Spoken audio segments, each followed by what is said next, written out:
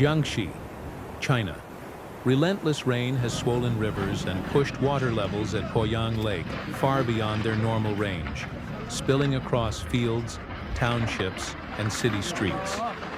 The floodwaters have left vast stretches of the province submerged, spreading damage from rural farms to industrial parks.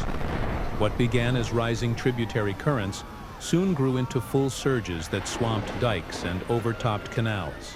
Poyang Lake, China's largest freshwater body, expanded into a swollen basin, pushing back into surrounding villages.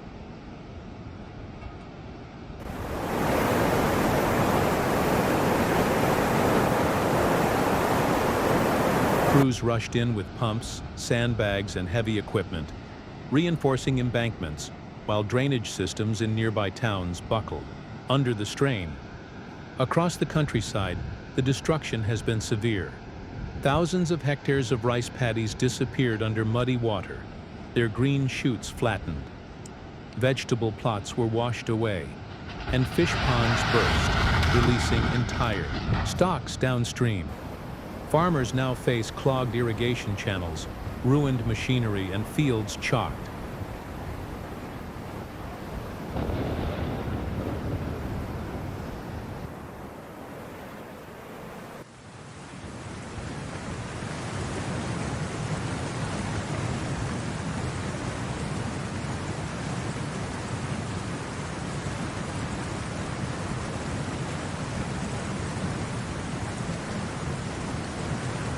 Inside urban areas, the impact has been equally devastating.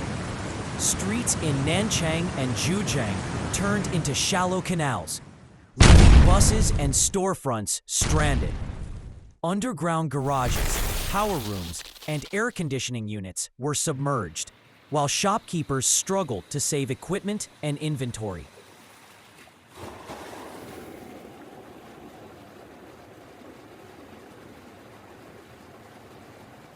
At present, the impact of the flooding on Jiangxi is unmistakable. Fields, factories, homes, and major roadways all lie battered under the aftermath. The province now faces not only months of recovery work, but also long-term strategies to prevent a similar disaster from striking again. With waters still standing, communities continue their struggle, balancing urgent repairs with the hard reality of yet another destructive season. The pressure on transportation has been immense. Main highways collapsed in places, forcing heavy vehicles to stall or take long detours.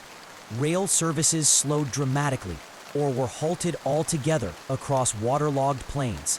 Rural feeder roads, the vital routes for fertilizer and food shipments, became blocked, leaving many villages cut off from the supplies they desperately need. Experts in agriculture caution that the crisis won't end once the water drains away. Soil nutrients have been washed out.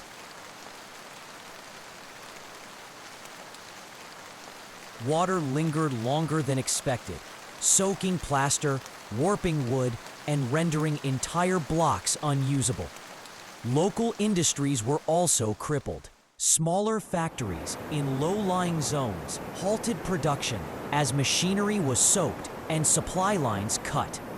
Roads feeding industrial parks crumbled at their edges, while nearby substations shorted out.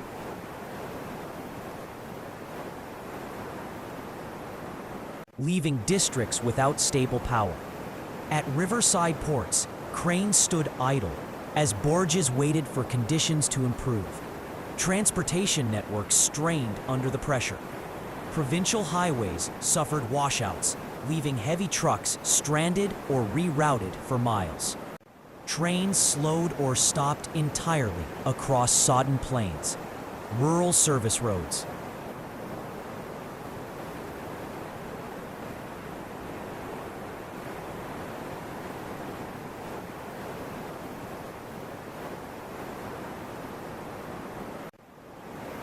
Rural service roads, the lifelines for fertilizer and feed deliveries, became impassable, cutting villages off from urgently needed supplies.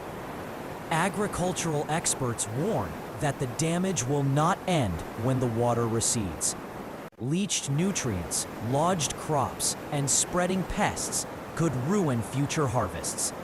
Grain silos were soaked, leaving stored reserves damp and vulnerable to rot. Fisheries reported entire seasons of losses as stocks escaped into the swollen lake. The fight to hold the waterline continues. Patrols march along embankments day and night, searching for leaks and weak spots. Volunteers have returned to their hometowns to join sandbag crews, hauling supplies and reinforcing defenses.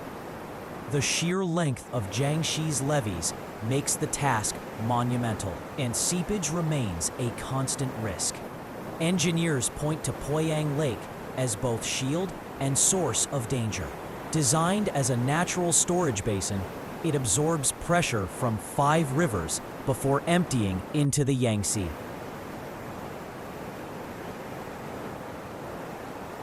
For now, the flood's mark on Jiangxi is clear.